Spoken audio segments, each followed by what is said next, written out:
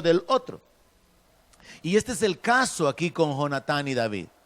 Cuando usted ve los detalles, la palabra de Dios dice, e hicieron pacto Jonatán y David. Se pone primero a Jonatán, porque Jonatán es el hijo del rey. Y es Jonatán quien le puede ofrecer algo a David. David no le puede ofrecer algo a Jonatán, excepto pelear por el reino, excepto ir a la guerra, poner su vida a su servicio. Pero Jonatán es el hijo del rey. Jonatán tiene una posición privilegiada. Jonatán tiene una condición totalmente diferente. Y en las tres escrituras en las que se menciona claramente el pacto, siempre se coloca a Jonatán primero y se enfoca que fue Jonatán el que toma la iniciativa. Ahora, en este verso en particular dice que hicieron pacto porque él le amaba. Jonatán amaba a David. El texto anterior menciona que el alma de Jonatán quedó ligada a David. Hubo un afecto. Esto nos muestra la clase de alianza que ellos realizaron, pero fue iniciativa de Jonatán. Entonces la palabra de Dios nos dice en primer libro de Samuel 18, verso 3, e hicieron pacto Jonatán y David, porque él le amaba como a sí mismo. Y Jonatán se quitó el manto que llevaba y se lo dio a David. Y otras ropas suyas, hasta su espada, su arco y su talabarte. Aquí es donde podemos descubrir, hermanos, la importancia de un pacto, el propósito de un pacto hecho entre hombres. Y cuando nosotros escudriñamos todos los pasajes o los capítulos relacionados con el pacto que Jonatán hizo con David, descubrimos que Jonatán se está comprometiendo a velar por la vida de David, a protegerlo, e incluso hay una parte de la palabra donde le dice, si mi padre hiciera planes para destruirte, para matarte, yo te voy a avisar. Jonatán se compromete a velar por la protección de David. Jonatán se compromete a poder ser un medio a través del cual David pueda estar seguro y que él pueda va a defender su vida si es necesario, advertirle de los peligros que él pueda enfrentar y que va a procurar levantar la vida de David a otro nivel, a otra condición. Incluso hay una porción de la palabra donde Jonatán le dice a David, cuando tú seas rey, le dice, yo voy a ser segundo, le dice. Jonatán se coloca de tal manera subordinado a David que le está mostrando, yo soy el hijo del rey, él era el heredero. Él era el siguiente en la línea para poder ser el rey de Israel. Pero Jonatán tiene una actitud de preferencia, mire qué tremendo, hermano. Una actitud de preferencia, de honra hacia David, que simplemente es un pastor que ha comenzado a integrarse en las filas del ejército. Pero Jonatán sabe algo. Jonatán sabe que la unción de Dios está sobre David. Y Jonatán le dice, cuando seas rey yo voy a ser segundo. Y hace un pacto y en esto compromete a David. Le dice, pero cuando la casa de mi padre haya sido cortada, cuando Dios se encargue de borrar o de cortar a todos tus enemigos, acuérdate de tener misericordia de mi casa, le dice. Y por eso es que más adelante, en función de ese pacto, en cumplimiento del pacto, cuando David ya es rey, anda buscando descendientes de Saúl y encuentra a Mefiboset. Fue por causa de este pacto que Jonatán y David hicieron, que David posteriormente muestra su misericordia y trae a Mefiboset a comer en la mesa del rey, a comer juntamente con él. Algo que es una historia sumamente interesante que aporta detalles que también nos revelan la voluntad de Dios para nuestra vida. Nosotros estamos representados en Mefiboset, alejados de Dios, destituidos, enemigos, pero Dios nos ha traído a su casa. Somos sus hijos. Él nos ha llamado a tener comunión con Él. Él nos ha vestido de ropas diferentes a las ropas que teníamos y ha cambiado nuestra posición. Es lo mismo entonces acá con Jonatán y David. Los detalles de esta narración o de estos dos versos son sumamente importantes. Mire, menciona primero que es un pacto de amor. Amor al prójimo, amar de una manera extraordinaria a alguien hasta el punto de preferirlo y querer ser de bendición para esa persona. Pero luego vea el detalle que se encuentra en el verso 4. Jonatán se quitó el manto que llevaba y se lo dio a David.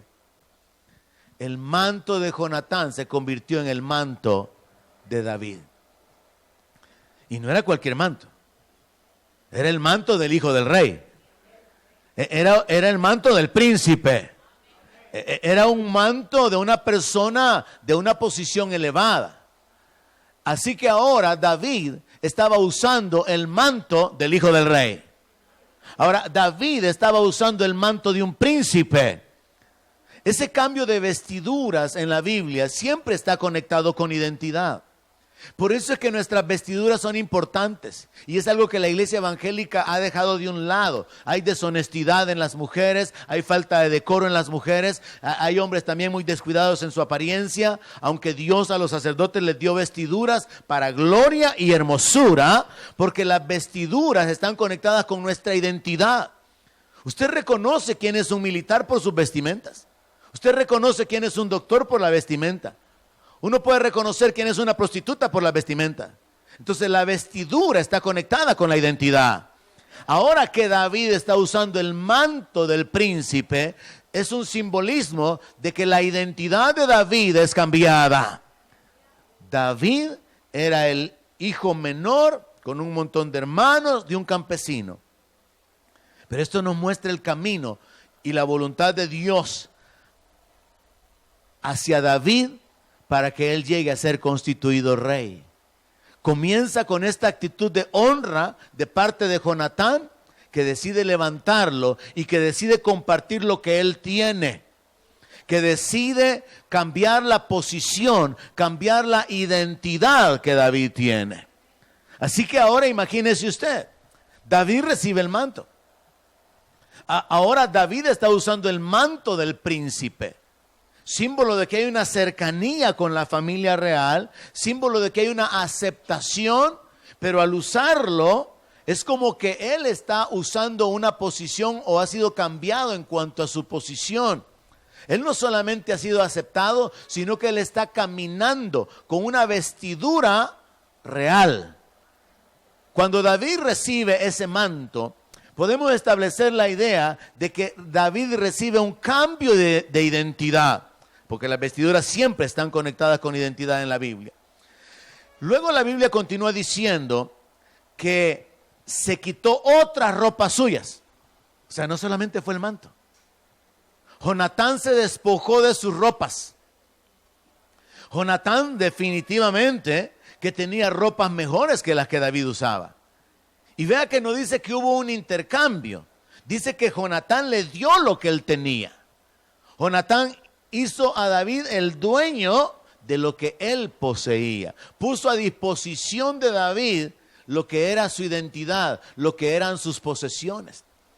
Entonces es interesante establecer, número uno, en el pacto de Jonatán con David, lo primero que cambia en David es la identidad, es la posición. Pero lo segundo está en la parte siguiente.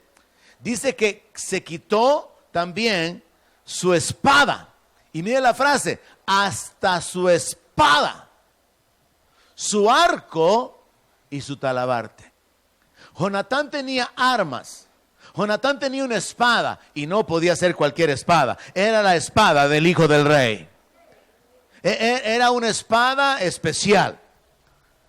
Y él le da hasta su espada. Mire, préstele atención a la narración. Le dio hasta su espada. O sea que nos revela una actitud de parte de Jonatán de desprenderse completamente de lo que antes no tenía. Ahora estamos hablando de la autoridad de David. David ahora tiene la espada del hijo del rey. David tiene ahora el arco del hijo del rey. Y tiene su talabarte.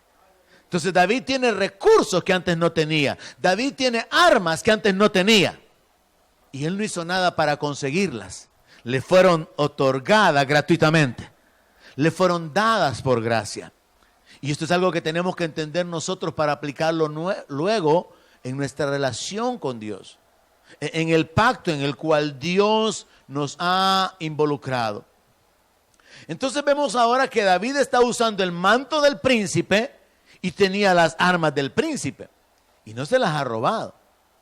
Ni siquiera estaba procurando o buscando obtenerlas, sino que las recibió de gracia. Están disponibles para nosotros ahora a través de la fe.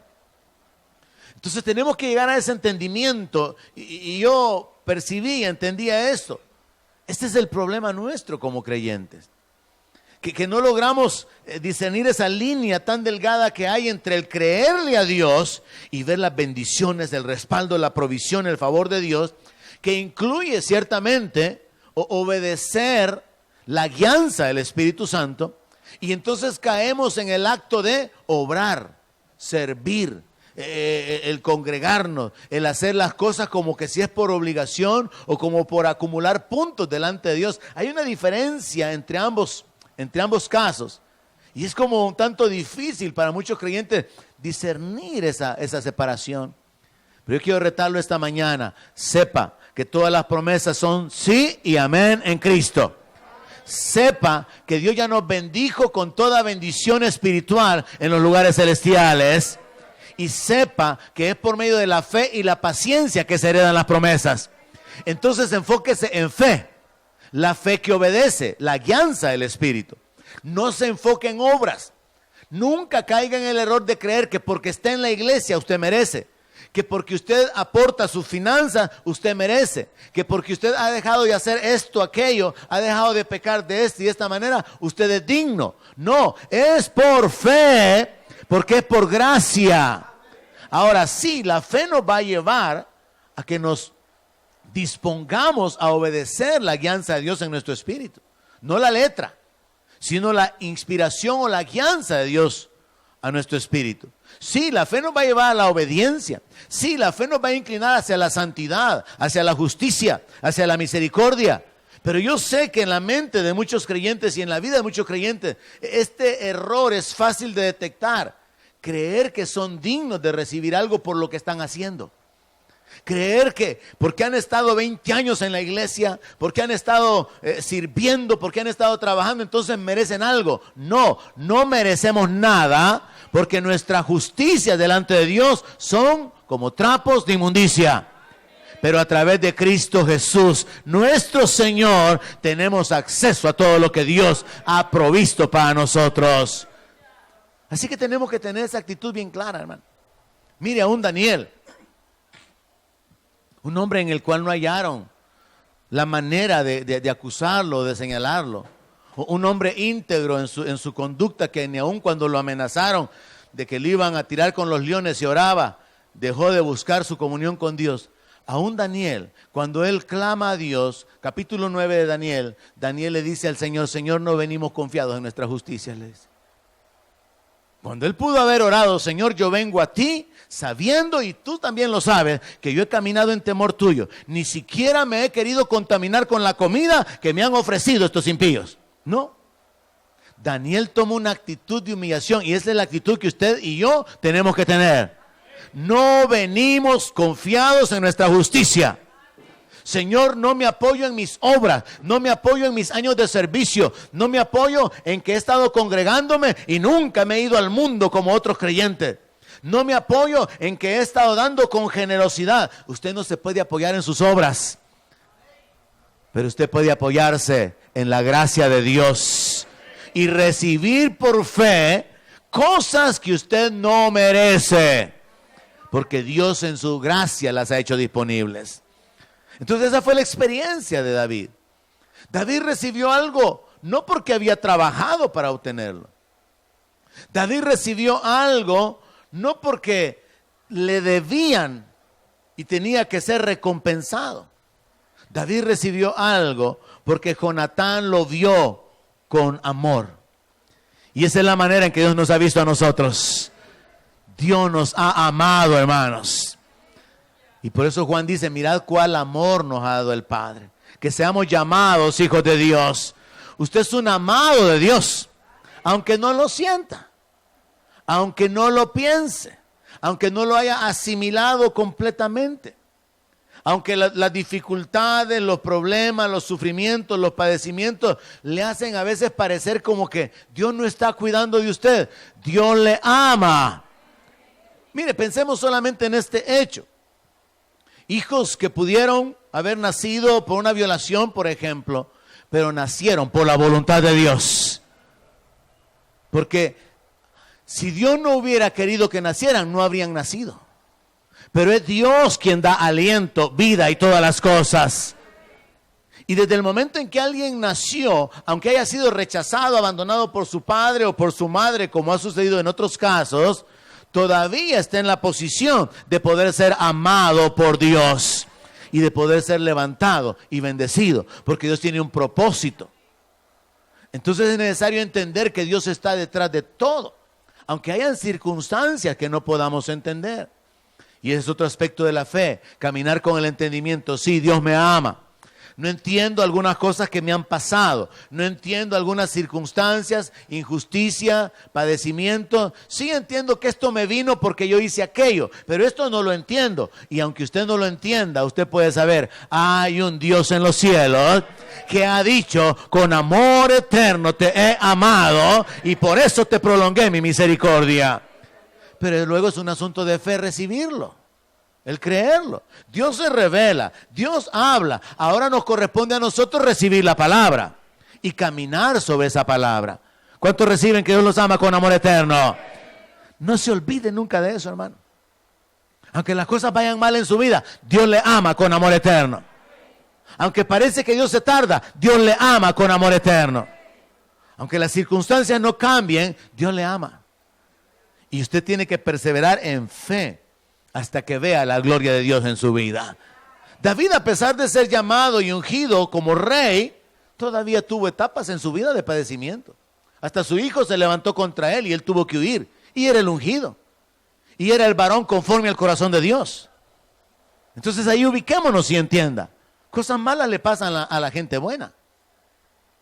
Pero eso no significa que Dios no esté obrando, ni que Dios lo haya olvidado, ni que usted está en una posición de que no merece y que Dios no va a obrar en su vida, sino que eso simplemente significa, estamos en una guerra espiritual donde tenemos un adversario, pero es por la fe que tenemos que luchar.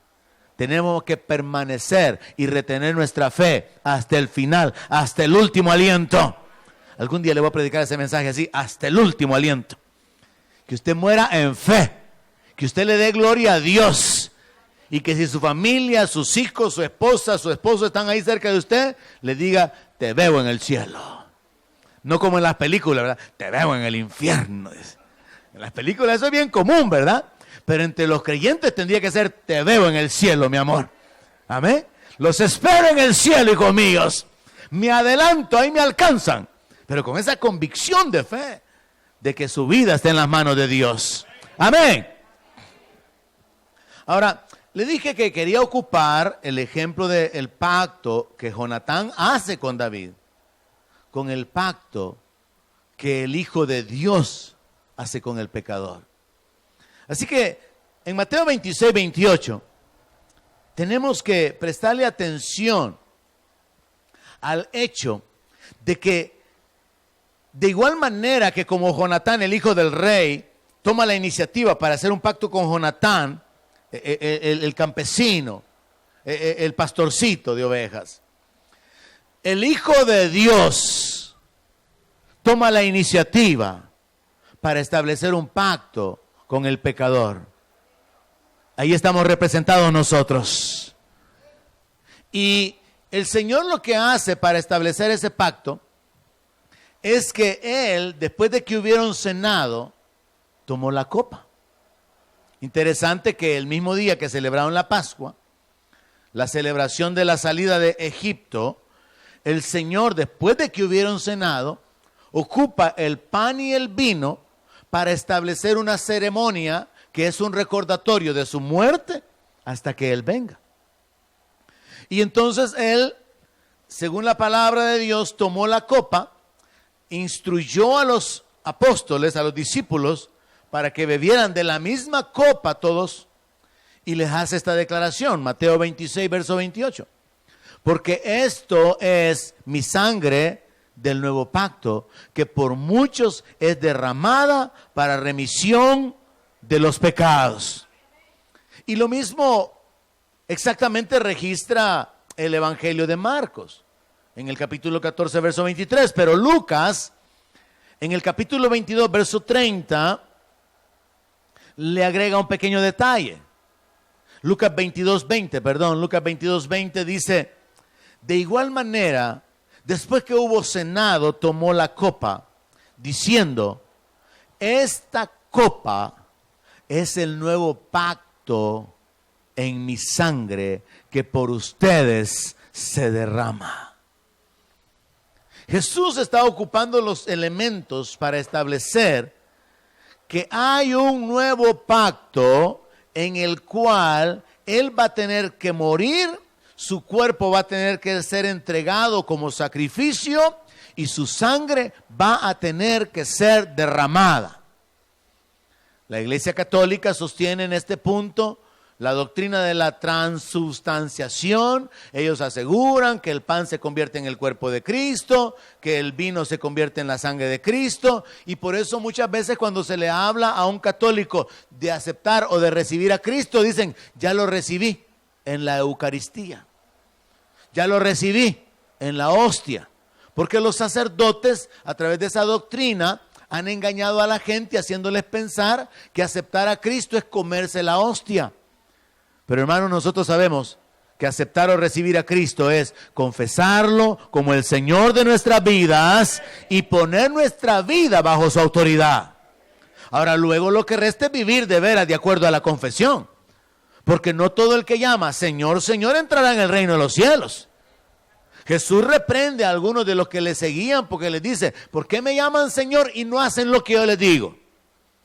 Entonces, en este punto hay una división radical entre la doctrina del sistema católico y la doctrina cristiana evangélica.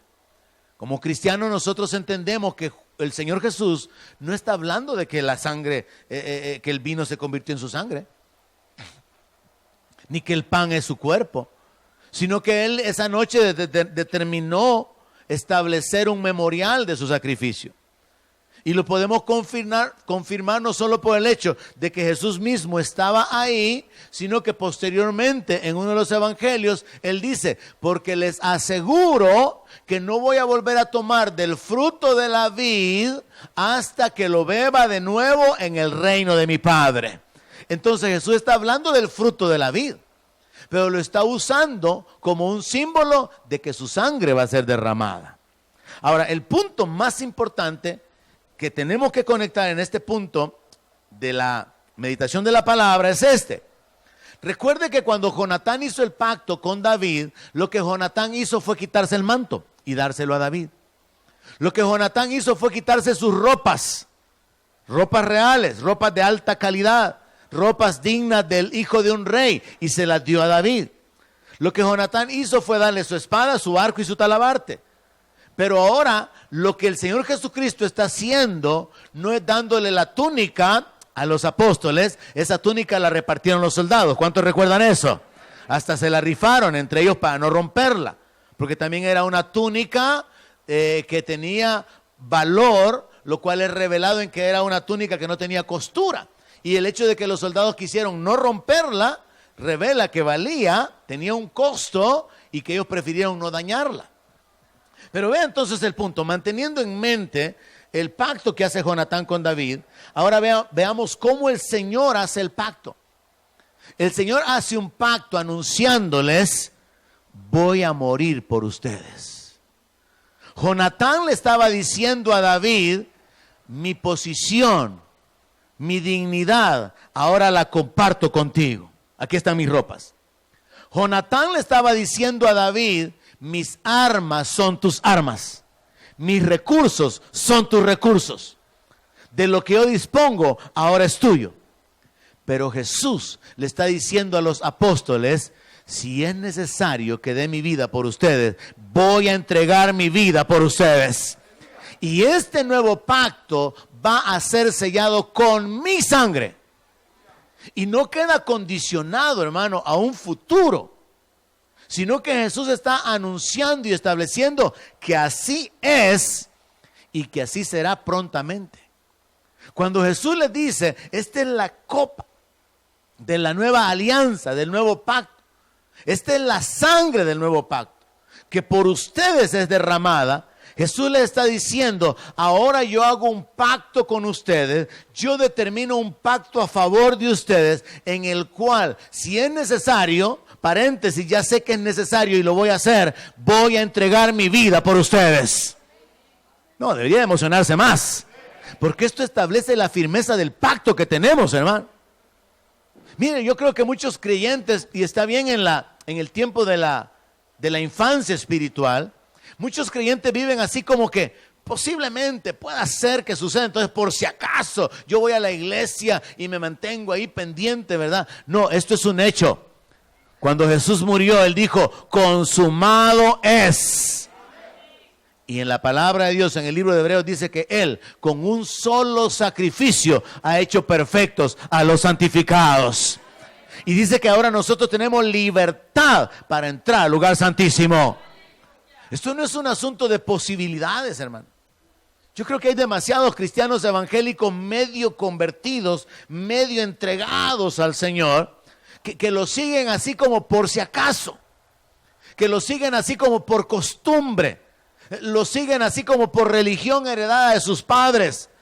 Pero cuando usted llega a entender, Él es el Señor que dio su vida por mí, Él me amó y ha levantado mi vida, ha cambiado mi vida, Él es digno de que yo le sirva y que yo viva para Él. El Cordero que fue inmolado es digno de recibir la gloria. Usted cambia su conducta.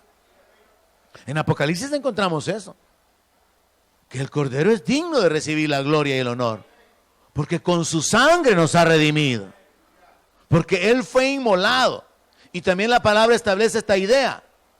Al que nos hizo reyes y sacerdotes para Dios su Padre.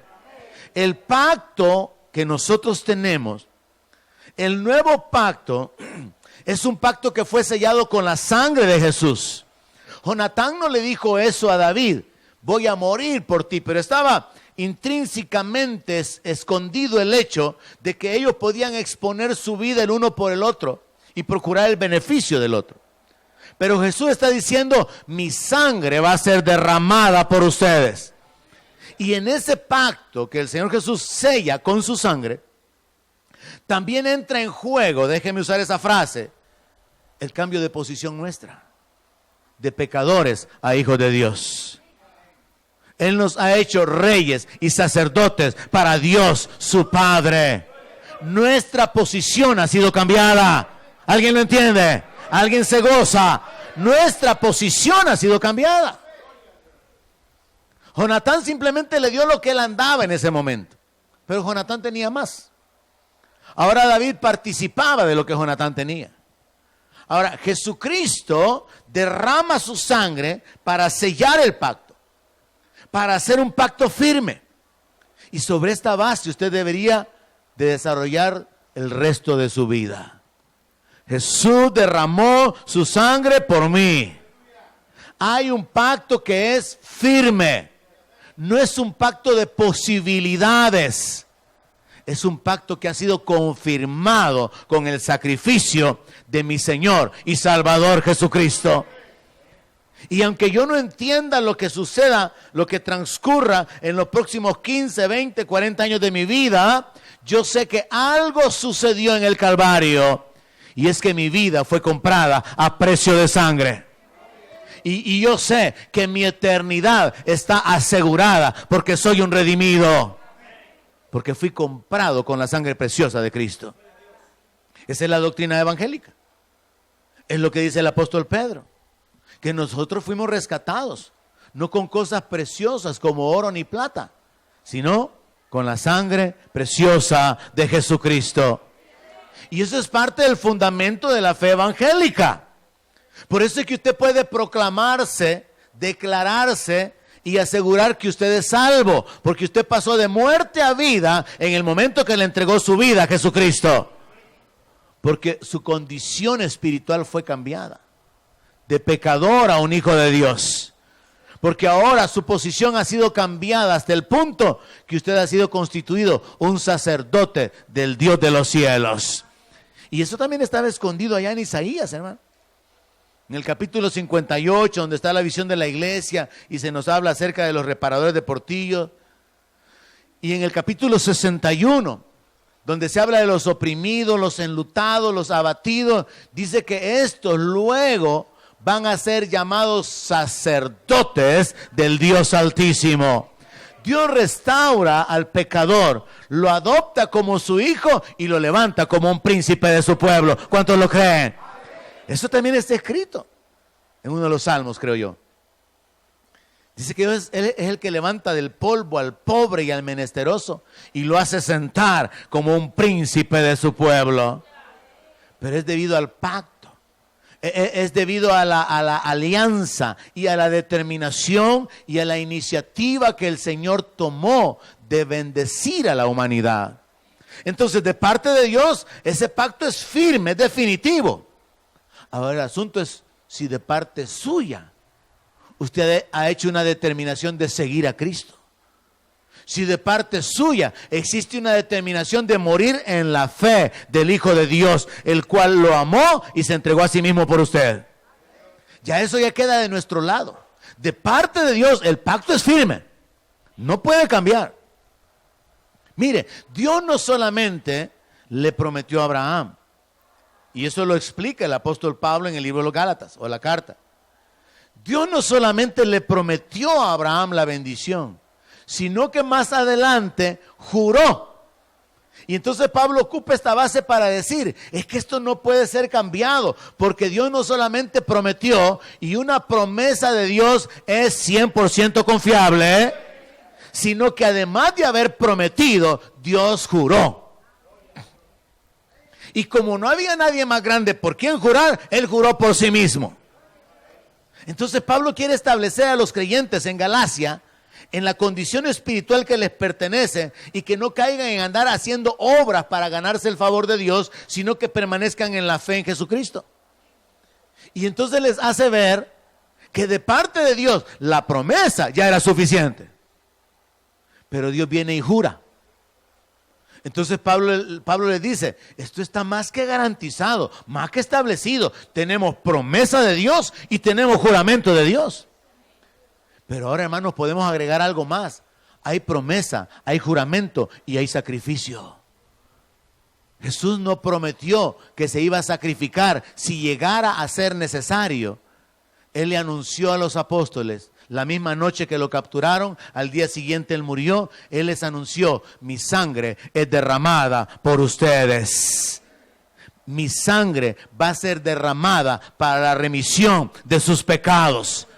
Mi sangre va a ser derramada. Voy a tomar su muerte, voy a tomar su vergüenza, voy a tomar su abandono, voy a tomar su pobreza, voy a tomar su miseria, voy a tomar su dolor, voy a tomar su pecado, voy a tomar su soledad, voy a cargarla sobre mi vida para que la bendición esté disponible, para que la vida esté disponible, para que la gloria sea de ustedes, el respaldo de los ángeles, la posición como hijo. Y entonces mantengamos en mente el pacto que hace Jonatán con David y el pacto que hace Jesús con los apóstoles. Jonatán lo que hizo fue que se quitó lo mejor que él tenía, lo que representaba su posición y sus recursos, y se lo da a David. Pero Jesús lo que hizo fue, tomó nuestra miseria, tomó nuestra muerte, tomó nuestra vergüenza. La Biblia dice que Él, siendo rico, se hizo pobre. La Biblia dice que Él se despojó, siendo en semejanza de Dios. No estimó el ser igual a Dios como cosa que aferrarse, sino que se humilló.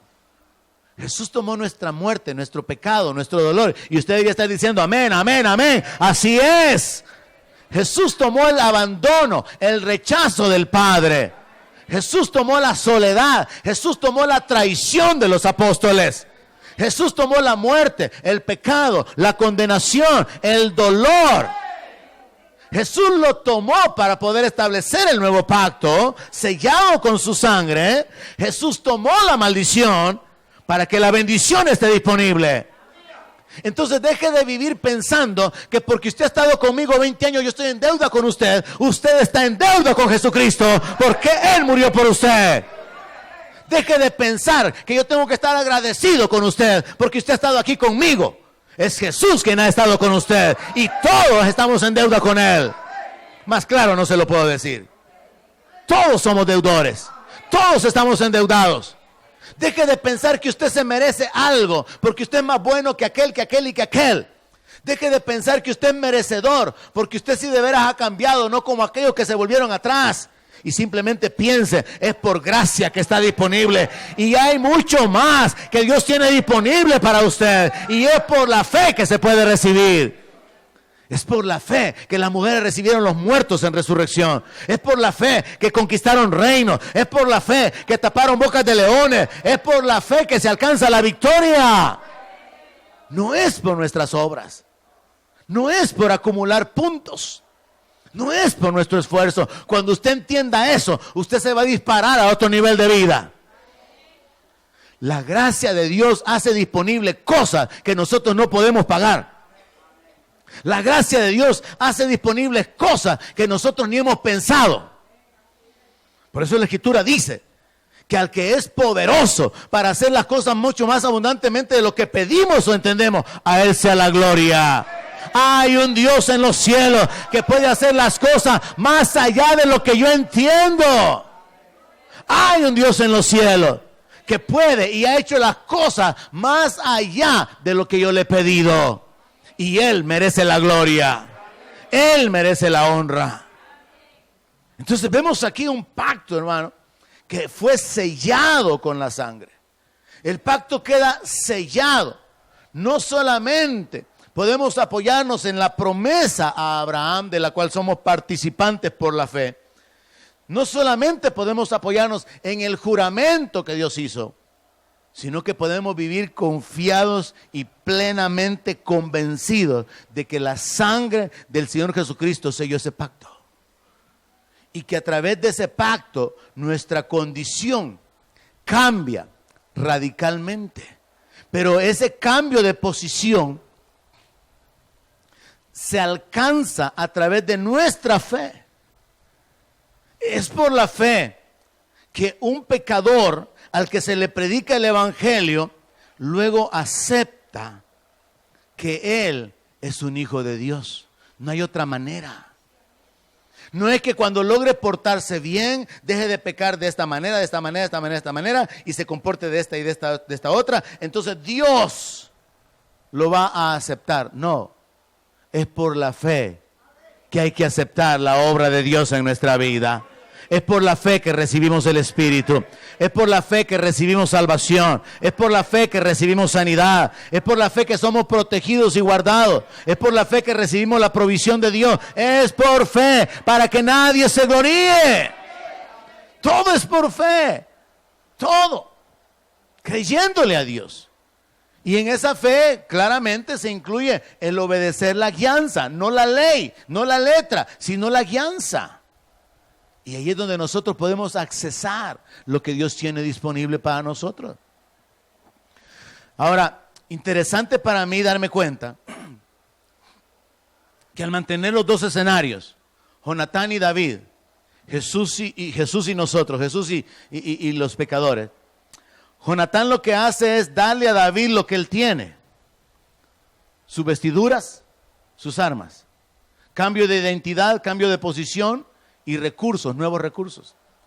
Pero el Señor Jesucristo lo que hace es que Él nos quita todo, porque no era posible que reteniendo lo que éramos y lo que teníamos, Él pudiera compartirnos lo que Él quería darnos. ¿Qué es lo que quiero decir?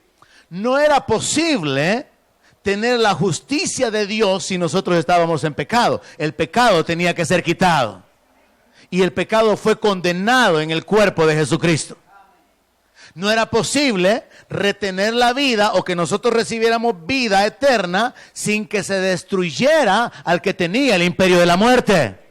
Entonces nosotros no podíamos simplemente recibir vida si todavía permanecíamos en muerte. Por eso Él tuvo que morir para resucitar, porque la resurrección es la muerte de la muerte. Y entonces muriendo, Jesús muestra su victoria sobre el diablo, sobre el infierno, sobre el pecado, sobre la muerte, y Él es el vencedor. El que vive estuvo muerto, pero tiene la llave del infierno y de la muerte. Entonces ahora Él puede dar vida porque Él quitó la muerte. Vea qué interesante, hermano. Jesús primero tiene que tomar la maldición para luego ofrecer la bendición. Jesús tiene que quitarnos la vergüenza para luego darnos gloria. Jesús tuvo que tomar el abandono, la soledad, la pobreza, para que nosotros pudiéramos tener el respaldo de Dios, la provisión de Dios. Entonces yo quiero que usted mantenga en su mente los dos escenarios. Jonatán hace un pacto con David en el cual él hace partícipe de lo que él tiene a David. Jesús también hace lo mismo, pero Él va de una manera más profunda en este pacto eterno que ya no va a ser cambiado, porque ha sido sellado con la sangre de Jesucristo. Y Él, para poder darnos toda la gloria y todo lo que Él tiene, Él primero tiene que remover lo que nosotros teníamos. Y entonces Él se apropia, Él toma sobre sí lo que era nuestro, para poder entonces hacer disponible lo que es suyo. Cuando nosotros nos detenemos realmente, hermano, en lo que pasó en el Calvario, nosotros encontramos respuesta para cualquier situación en la vida, de dolor, de injusticia, de padecimiento, de luto, de maldad o de cualquier cosa que nos toque experimentar. Jesús es llamado el varón experimentado en quebranto, varón de dolores, experimentado en quebranto. En los términos humanos uno tiende a hablar con las personas y decir, no, es que solamente el que ha vivido esto puede entenderme lo que me está pasando a mí. Y es cierto. ¿Qué saben los hombres de dolores de parto? No sabemos nada. Usted no puede hablar de lo que no ha experimentado, pero nadie puede decirle a Dios que Dios no sabe lo que le está pasando. Porque sobre Jesucristo fue cargado todo el pecado del mundo, y todo el castigo del pecado del mundo, y toda la maldición que se merecía el mundo, y todos los dolores y todos los padecimientos. Él es poderoso para consolarle. Él es poderoso para sanar su corazón. Él es poderoso para levantarlo a una condición de victoria. Usted no puede decirle al Señor que Él no sabe lo que es sentirse traicionado. Si a Él lo traicionaron. Es más, lo vendieron. Usted no puede decirle al Señor que Él no sabe lo que siente estar solo. Él se quedó solo en la cruz. Usted no puede decirle al Señor que Él no entiende lo que es estar avergonzado y humillado por la familia o por lo que sea, porque Él fue humillado hasta lo máximo al estar colgado desnudo en una cruz. Usted puede sumar lo que quiera, miseria, abandono, enfermedad, dolor y todo lo que quiera, pero nada que usted pueda sumar en la vida de un ser humano, poniéndolo a la par de Jesús, puede ser comparable. Y al poner nuestra fe en el Señor, nuestra confianza y clamar a Él y depender de Él, podemos recibir sanidad, podemos recibir restauración. Hermanos, podríamos hablar acerca de situaciones extremas, como por ejemplo, yo he oído nada más un par de casos porque son situaciones así un poco que no son algo de lo cual la gente quiere hablar, solamente un par de casos como por ejemplo, a mí me recogieron, a mí me rescataron de una letrina. Y cuando ya estaba quizá con pocos minutos para morir, me sacaron de ahí. Yo he oído un par de testimonios nada más de creyentes sobre eso. Y puede haber ahí una actitud acerca de maldad, de muerte desde el principio, pero Dios quiso que usted viviera. Podemos hablar de sufrimiento, padecimientos, traición, infidelidad, robo y todo lo que usted quiera. Pero Dios es poderoso para cambiar la vida del más miserable ser humano y colocarlo como un hijo, levantarlo como un príncipe, establecerlo como un sacerdote y hacerlo vivir en autoridad y vestirlo de su gloria. Dios es poderoso para cambiar la condición de cualquiera que crea en Él. Entonces nuestra actitud debería estar basada en la promesa, en el juramento y en el sacrificio. Y esto tiene que darnos bases para saber que podemos seguir adelante, sabiendo que nuestra vida está escondida en Dios. Y que cuando Cristo en nuestra vida se manifieste, nosotros también vamos a ser manifestados en gloria. La Biblia dice que la creación gime y que la creación está aguardando la manifestación gloriosa de los hijos de Dios. Y la manifestación gloriosa de los hijos de Dios, hermano, no está representada en los pastores más famosos del mundo, con trajes caros y con grandes carros. Yo recuerdo cuando fui a Puerto Rico y supe que el pastor Font de la iglesia Fuente de Agua Viva tenía una limusina. Pero era un carrazo que estaba guardado en la iglesia porque en ese lo iban a recoger y lo iban a llevar. Solo era para eso. La gloria de Dios no está representada en los más grandes pastores o evangelistas. Por cierto, gloria a Dios, ya Benny Hinn se arrepintió de haber predicado la doctrina de la prosperidad. Y él ahora está predicando en contra. Y dice que se equivocó. Pero hay muchos todavía que siguen abusando. Hay muchos todavía que siguen haciendo negocio con el evangelio. Hay muchos todavía que están sirviendo de estorbo para que la gente venga a Cristo por causa del evangelio que se predica. Pero la gloria no tiene que ver con vestiduras, no tiene que ver con riqueza, no tiene que ver con lo material.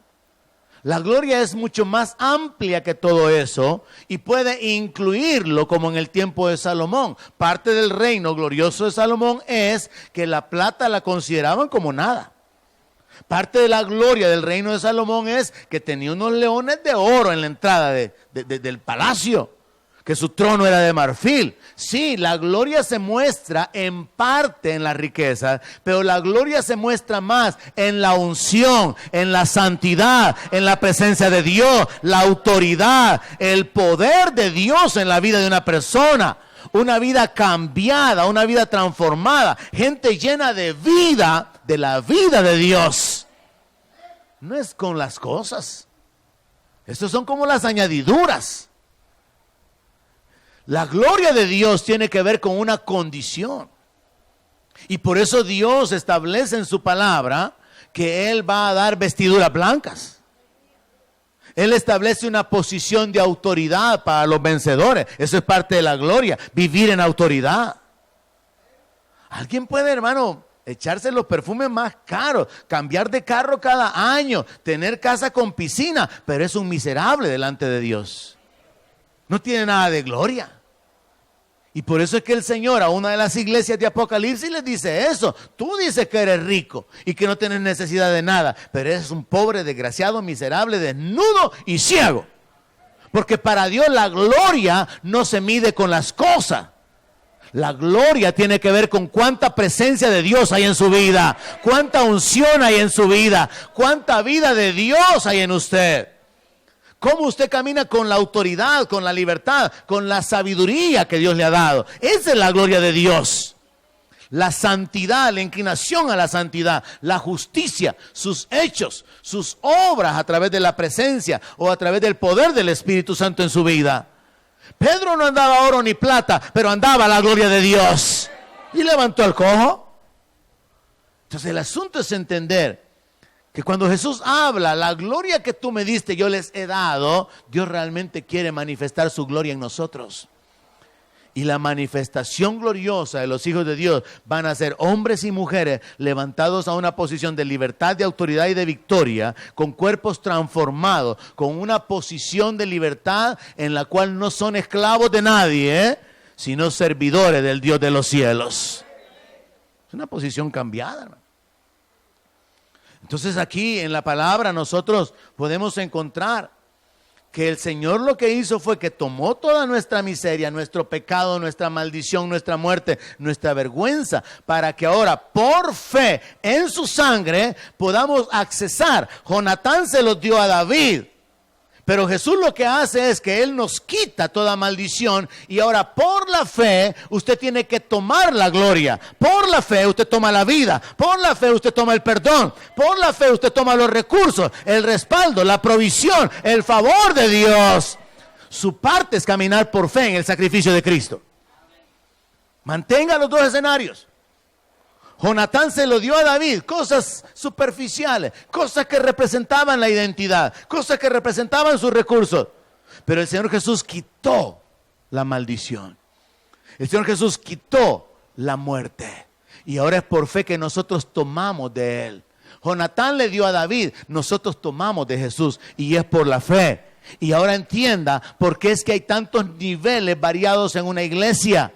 Porque es de acuerdo al crecimiento, de acuerdo al conocimiento, de acuerdo a la fe que se complementa a través de las obras que cada uno va conquistando y poseyendo.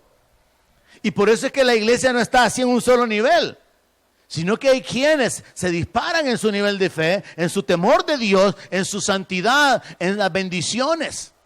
Porque es un asunto de caminar en el conocimiento, en la obediencia, en el temor de Dios para poder hacer nuestros los beneficios.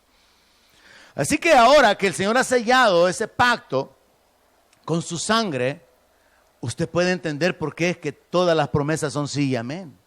Ahí están disponibles. Como que usted vaya a mi casa y me dice, hermano, me regala agua helada. Agua y lo que quiera que esté en la refri, hermano, agárrelo. Pero usted bien humilde agarra y hasta poquita agua. Y pudiendo agarrarse un su juguito, un su yogur, pudiendo agarrar lo que yo le dije que está disponible para usted. Y eso es lo que Dios ha hecho con nosotros. Quiero que reciba eso. El que no escatimó ni aún a su propio Hijo, ¿cómo no le dará juntamente con Él todas las cosas? Si Jesús ya fue entregado como sacrificio perfecto y único por nosotros, ¿estará Dios queriendo negarnos las cosas que necesitamos en la vida? La respuesta es no. Dios ya proveyó todo. ¿Qué tenemos que hacer para poseerla? Fe. La fe se extiende para poseer la sanidad. La fe se extiende para poseer la provisión, la protección. La fe se extiende en todas las áreas. Pero asegúrese que es fe, no presunción, ni terquedad. Asegúrese de que es fe en Dios, no en los hombres, pero parece que está confiando en Dios. No, asegúrese de que realmente es fe. Porque por la fe se heredan las promesas. Ahora, ese cambio de posición que Dios ha obrado en nuestra vida y de la cual se da testimonio a través de muchas escrituras, incluye estos textos: Isaías 61, verso 10.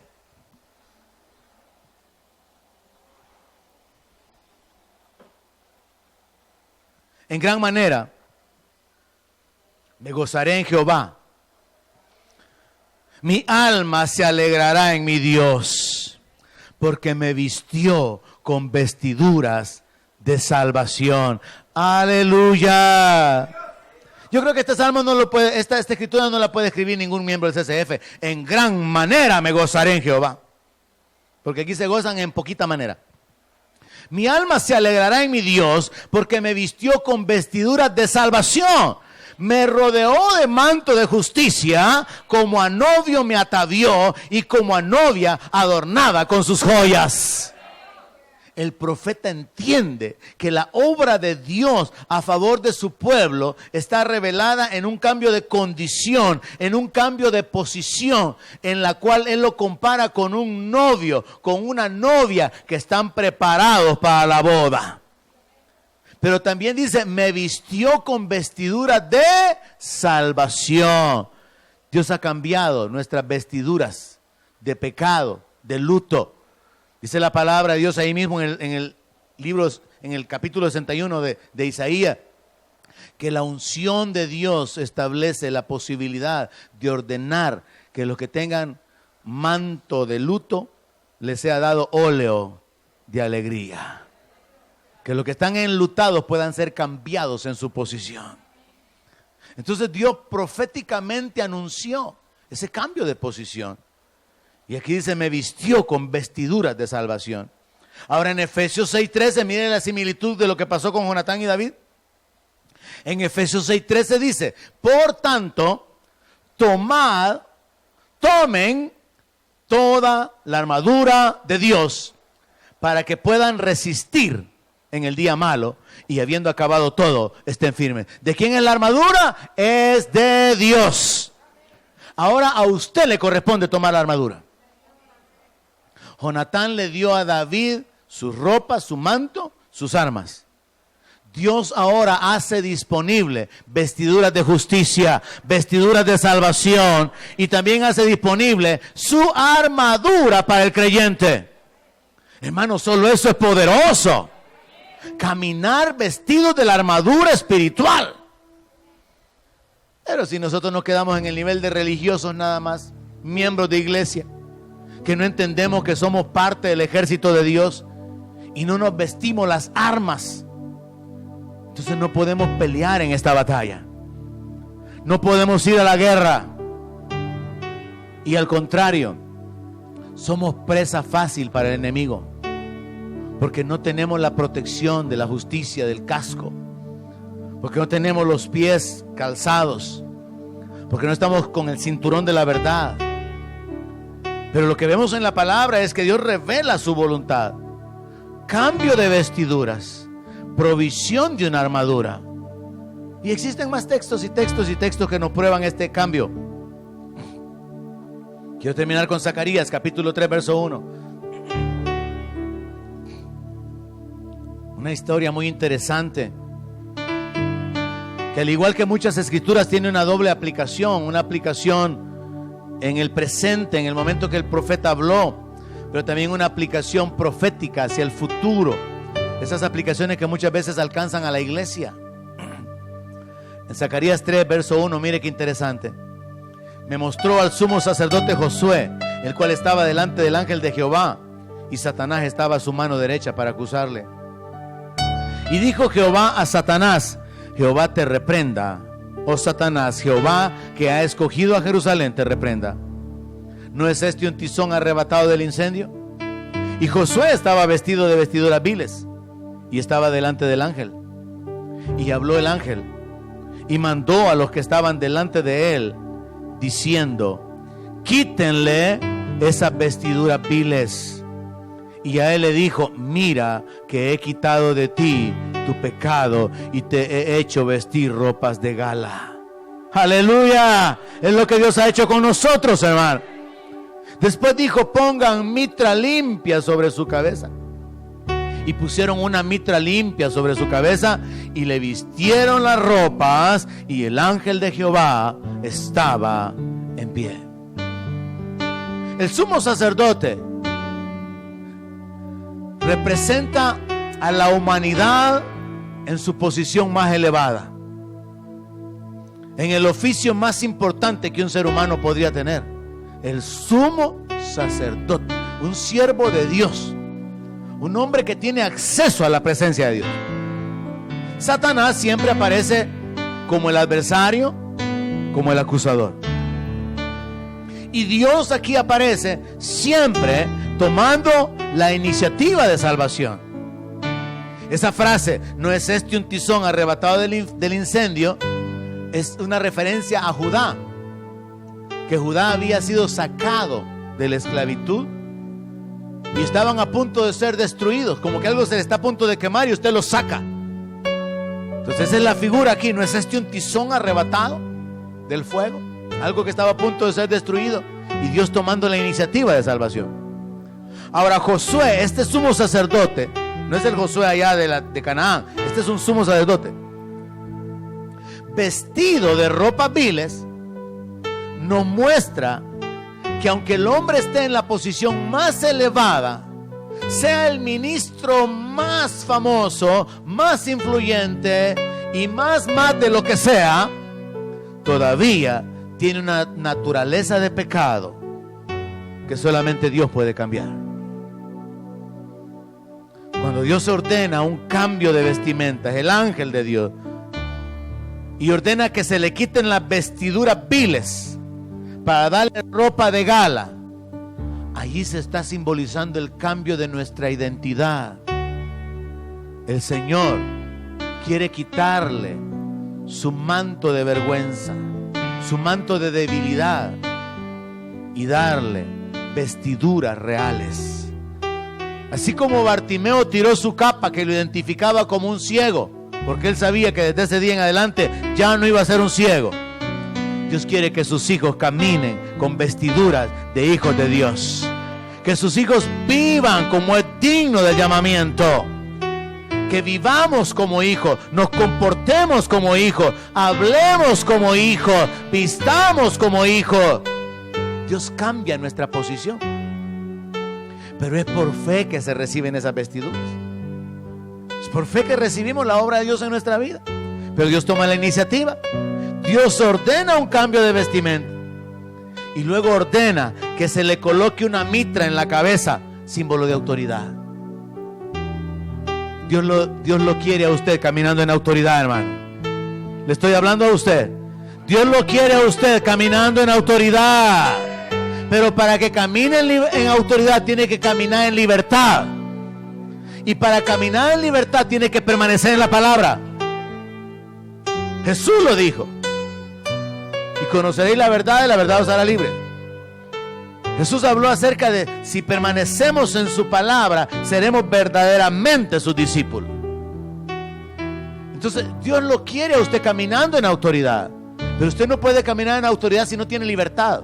Libertad del pecado, libertad de la condenación, libertad de la mentira, libertad de los temores. Usted tiene que ser libre. Y no puede caminar en libertad sin el conocimiento de la palabra, sin fe. Y por eso es que establecemos esta verdad.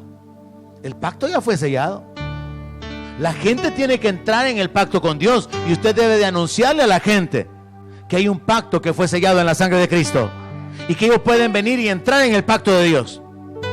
Pero usted y yo tenemos que asegurarnos de que estamos dentro del pacto. Como le escribe Pablo a los romanos, examínense ustedes solos si están en la fe. Eso escribe Pablo. Examinaos a vosotros mismos si estáis en la fe. Usted puede estar en el CCF, pero no en la fe. Usted puede estar dentro de este local, pero no está en Cristo. Usted tiene que asegurarse, ¿estoy viviendo por fe? ¿Llamo a Jesús Señor? ¿Le estoy obedeciendo? ¿Estoy caminando en perdón, en justicia, en misericordia? ¿Estoy sirviéndole? ¿Estoy caminando en gratitud? Porque la fe nos lleva a la obediencia. Porque la fe sin obras está muerta. Pero no ponemos la confianza en las obras para lo que queremos, para lo que esperamos recibir, sino que ponemos nuestra confianza en lo que Jesús ya hizo. Y sabemos que es nuestra fe en Él, nuestra fe que está perfeccionada con nuestra obediencia, la que nos garantiza que podemos recibir. Esta mañana yo quiero que usted entienda, y yo creo que es el corazón de Dios también, hay un pacto que fue sellado con la sangre de Jesús. Ese pacto no puede ser cambiado. Ese es el pacto eterno. Ese pacto es el pacto de vida, es el pacto de paz, es el pacto de bendición, es el pacto de victoria. Ya el Señor tomó todo aquello que era nuestro y Él ha hecho disponible todo lo que era suyo. Ahora depende de todos y cada uno de nosotros el levantarnos en fe, el crecer para ser herederos, porque el siervo nunca va a heredar, ni el hijo que no crece. No hay diferencia entre el siervo y el hijo, mientras el hijo no crece. Por eso el reto a ustedes: crezca en el conocimiento de la palabra, crezca en su fe, crezca en su obediencia, crezca en santidad, crezca en la misericordia, crezca en la justicia. No se estanque. Hay mucho más que Dios tiene para nosotros, y la fe es la mano que se extiende para poder recibirla. Le invito a que se ponga de pie y que le demos gracias a Dios y que reciba esa palabra esta mañana. Mira que he quitado de ti tu pecado y te he hecho vestir de ropas de gala. Jesús, hablando acerca del reino, dijo que había un hombre que había entrado a las bodas sin estar vestido de bodas, y lo sacan porque no está vestido de bodas. Al reino de los cielos no puede entrar nadie que no esté vestido de justicia. No puede entrar nadie que no esté vestido de salvación. No puede entrar nadie que no tenga las vestiduras que Dios ha determinado para sus hijos. Porque eso revela una identidad, una naturaleza que ha sido cambiada por medio de nuestra fe en el sacrificio del Señor Jesucristo. Démosle gracias a Dios esta mañana, entendiendo que nuestra condición ha sido cambiada Y que tenemos un pacto, no con el hijo del rey terrenal, sino que tenemos un pacto con el Hijo de Dios y que fue sellado con su sangre. Padre celestial, gracias. Gracias por Jesús. Gracias por su sangre. Gracias por su sacrificio. Gracias porque sabemos ahora que hay una promesa, un juramento, donde mi palabra sea su alimento.